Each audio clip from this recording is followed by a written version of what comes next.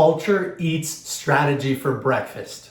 I love that line by the organizational management guru Peter Drucker, and I wanted to kick off today's review with that quote to catch everybody's attention, but also because I just finished reading this book and it's now my favorite book on company culture and branding, which are extremely important in 2021. You cannot ignore them at any level of business. So Book Thinkers family, today I'm going to review my biggest takeaways from Culture Built My Brand by authors Miller and Ted Vaughn. And the subtitle reads, The Secret to Winning More Customers Through Company Culture. Whether you are an employee looking to drive organizational change up throughout your company, or you're a business leader looking down at everybody and saying, geez, this is a mess, we need to rebrand or we need to improve our culture, this book is for you.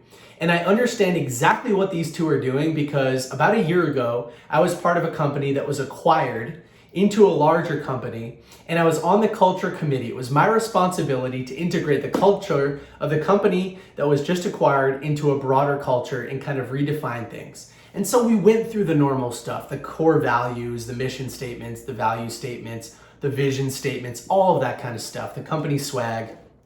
And if I had had this book in my hands at the time, it would have made things a lot easier. There was a lot of trial and error, a lot of sort of A/B testing. And this book was very clean, very easy to implement and understand. It was very actionable. It was based on a lot of data and case studies. And by the way, Mark and Ted are the real deal. They're the leaders of Historic Agency, which is a company dedicated to consulting other businesses as they go through those kind of company changes. Whether it's marketing and branding or culture related, they're all sort of tied into the same thing, and they're experts in that.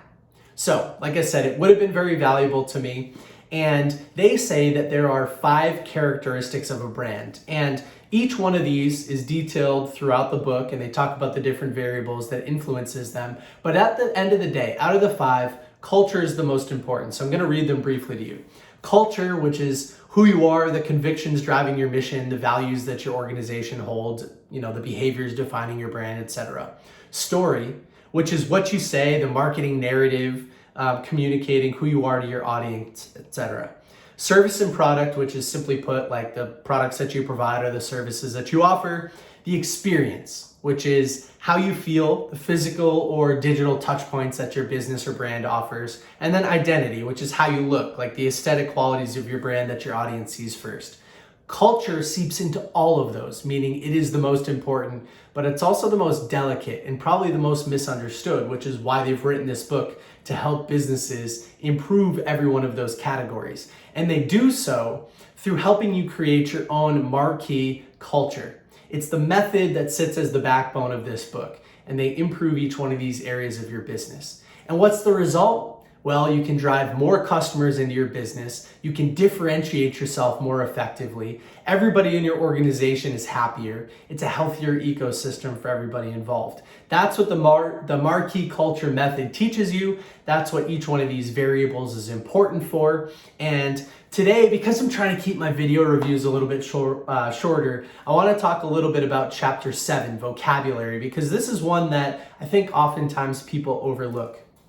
There were 2 examples in the book that I thought were brilliant in terms of vocabulary and how sometimes people don't pay enough attention to it.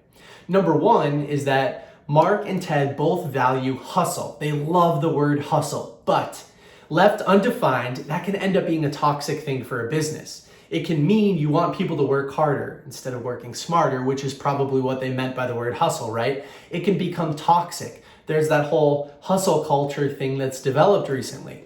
And so if you use a word like that in your branding statements or your core values, or you talk to your customers about hustle, you need to provide a little bit of additional context. You need to define words like that. It's very important. Otherwise, people in your organization start to get misaligned. They might see you acting in a different way than what you're saying, and you never want that to happen. So instead, you turn words like that into principles. You define them. You act them out, you give examples into your company culture, and things start to change in a positive way.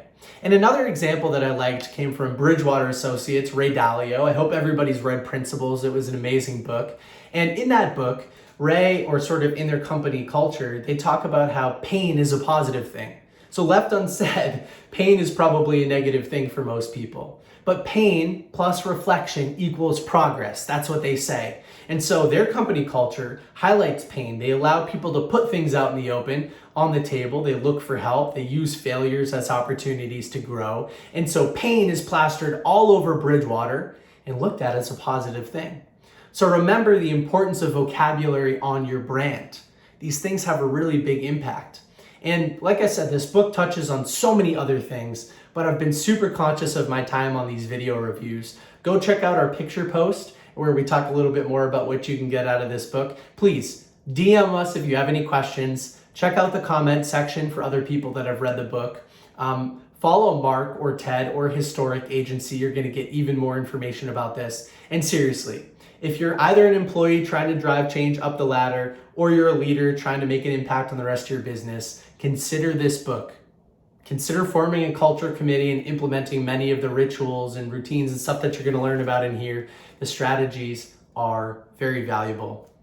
So with that, I'll end my review. Go read something. Let me know if you have any questions, and I hope you have an amazing day. Bye.